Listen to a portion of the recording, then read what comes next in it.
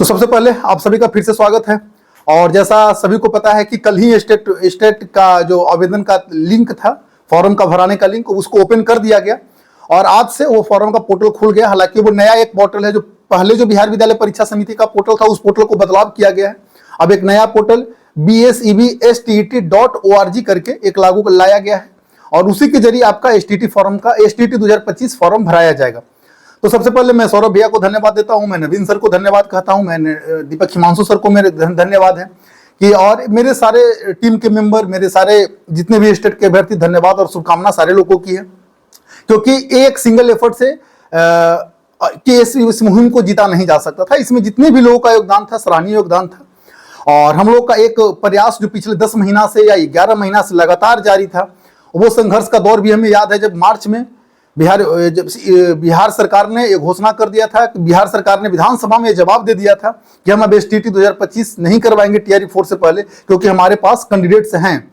उसके बाद हालांकि अप्स और डाउन्स लगातार होते रहे, लगातार कभी कभी डिमोटिवेट होते रहे, लेकिन हम लोगों ने संघर्ष नहीं छोड़ा और अंततः जाकर के कल जो फॉर्म का लिंक है वो विज्ञप्ति जारी होता है, फिर पिछले कुछ दिन पहले, और विज्ञप्ति जारी होने के बाद फॉर्म का लिंक को फिर से ओपन कर दिया जाता है। तो हालांकि सभी स्टेट अभ्यर्थियों को बहुत बहुत धन्यवाद। जितने भी मेरे टीम में लोग थे, सबसे पहले तो मैं उनका धन्यवाद और आभार कहता हूं, क्योंकि उन सबका एक कंबाइंड एफर्ट था जो एक रिजल्ट में तब्दील हुआ। क्योंकि एक सिंगल और इंडिविजुअल की लड़ाई कभी नहीं थी, एक बहुत बड़ा लड़ाई था, जिसे एक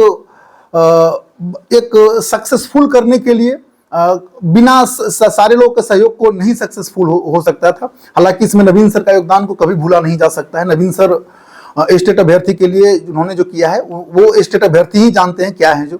उसके बाद हालांकि सौरभ भैया के नेतृत्व में जो लगातार हम लोगों ने रोड पर उतरने का जो डिसीजन था, या रोड पे हम लोगों ने उतरा और सरकार तक आवाजें पहुंचाए, 2 या 3 आंदोलन हुआ, उसके बाद सरकार ने हमारी बात सुन ली।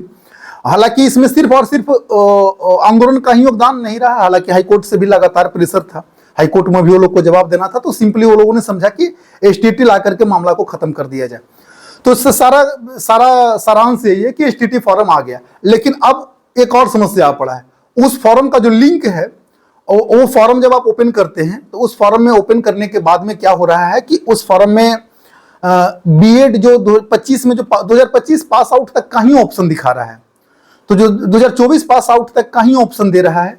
आपने पासिंग ईयर कब किया? 2024 तक ही है। 25 पासिंग ईयर का ऑप्शन उसमें नहीं आ रहा है। और इसके लिए लगातार 25 के जितने भी अभ्यर्थी हैं, या तो जो B.Ed में पास आउट हैं, सबसे आगे तो ये बात समझिएगा कि जो पास आउट हैं वही फॉर्म भरेंगे, जो पास आउट नहीं है वो अपेयरिंग में फॉर्म नहीं भर सकते हैं। तो जिनका भी जो पास आउट है B.Ed 2025 में या PG 2025 में, वो अभ्यर्थी इसमें फॉर्म भर सकते हैं। और उनको एक समस्या आ रहा है कि वो पासिंग ईयर जो दिखा रहा है वो वर्ष 2024 तक ही है, 2025 का उसमें पासिंग ईयर हटा दिया गया है, तो वो नहीं किया गया है। तो इसको लेकर के लगातार कॉल आ रहा है। आप लोग को मैं आश्वस्त कर दूं कि ये बात जैसे ही हमें पता चला, मैंने तुरंत BSEB को कॉल लगाया और कंट्रोलर साहब तक के बातें पहुंचाई और सचिव महोदय को भी बात का जानकारी दे दिया कि ऐसा समस्या है, आप अपनी तरफ से देख लीजिए। उन्होंने बता दिया है कि बस 1 दिन में इस समस्या को ठीक कर लिया जाएगा। एक दिन में, यानी कि आज से लेकर के कल तक आप लोग को जो हेल्प डेस्क ईमेल आईडी दिया गया होगा, उस ईमेल आईडी पर आप मेल कर दीजिए। वो TCS कंपनी जो है, वो TCS कंपनी ही ये समस्या, ये एक टेक्निकल इशू है। इसमें ज्यादा चिंता करने का बात नहीं है, इसमें ज्यादा टेंशन का भी बात नहीं है।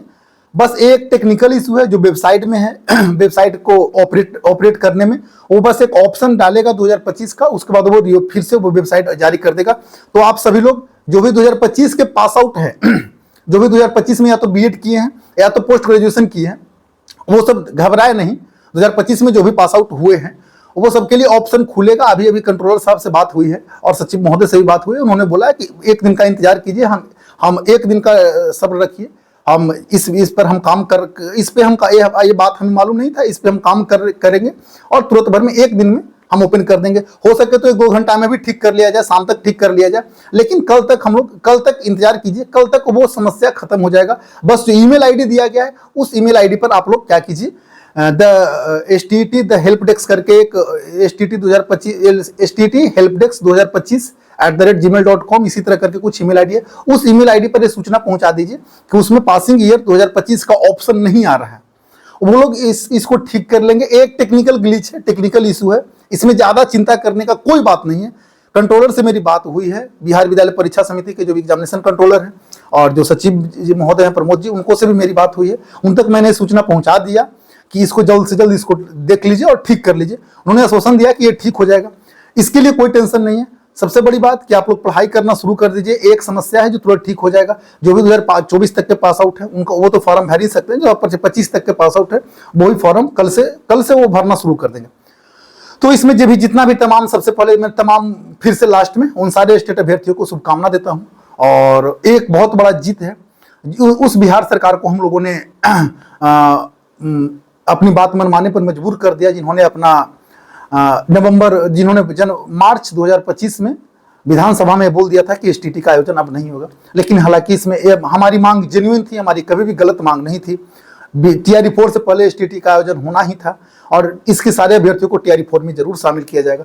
ठीक है, आप सभी लोग का धन्यवाद।